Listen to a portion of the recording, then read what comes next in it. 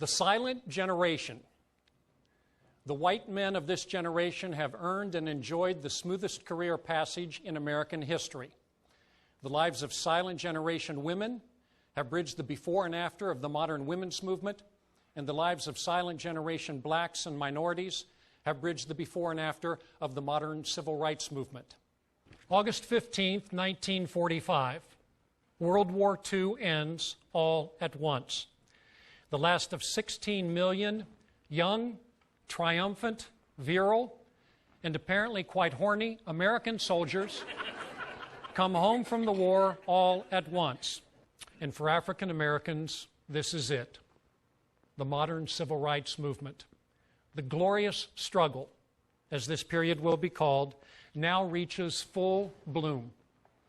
And it becomes an emotional roller coaster ride of historic joy and historic anguish. Their Gen X kids will lose the daily ritual of the nightly family dinner. And oftentimes it is beyond the parents' control, because their children from Gen X are the first to enjoy widespread athletic opportunities at school for the girls. There aren't enough facilities for all of the teams to practice right after school. And so boomer parents are now trying to hold together families when the kids have to go to practice at 6 p.m. and 8 p.m. And the family dinner becomes a casualty of that. And finally, America's next great generation, the millennials. Do not call us Generation Y. Between the time that each of us in this country is born and the time that we enter adulthood and leave the classroom, usually in our early 20s, in that formative year window of our lives, you and I are going to mold most of the core values and the core beliefs that we will keep for life. What we witness as we pass through our unique formative years, what we directly experience, and the teachings that we absorb from older generations of parents and educators is going to dictate our basic belief system for life.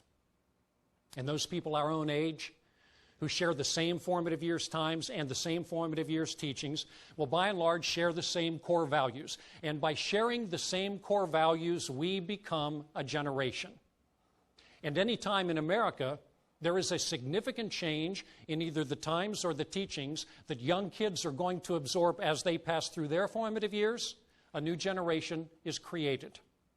One silent generation woman had all the money she needed, retired in her 50s, and 2 years later she came right back to work saying this: "I'm not working for the pay or the perks or the title.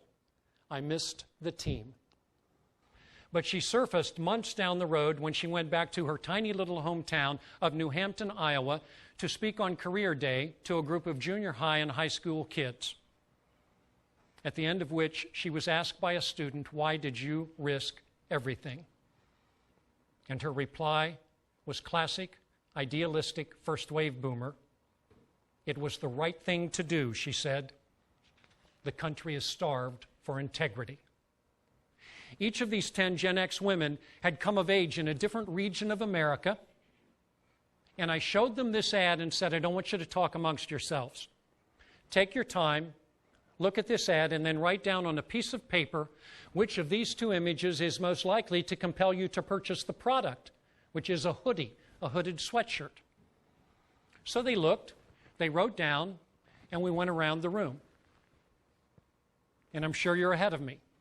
These women, much closer in age to the woman on the left, nonetheless chose the woman on the right. What surprised me was the vote, 10-0. Why, I asked, and here's what they said: "The woman on the right is beautiful. The woman on the right is sexy. I aspire to the woman on the right." We don't yet know when the millennial generation will end. But when it does, it will end for the same reason that all generations end. There will be a significant pivot in American life in either the times or teachings that perhaps today's 2-year-olds or 4-year-olds or 6-year-olds are going to absorb as they pass through the rest of their formative years. So the few of us who do this for a living, generational consulting, have to live with the temporary uncertainty of not knowing where the millennials will end and our next generation will begin.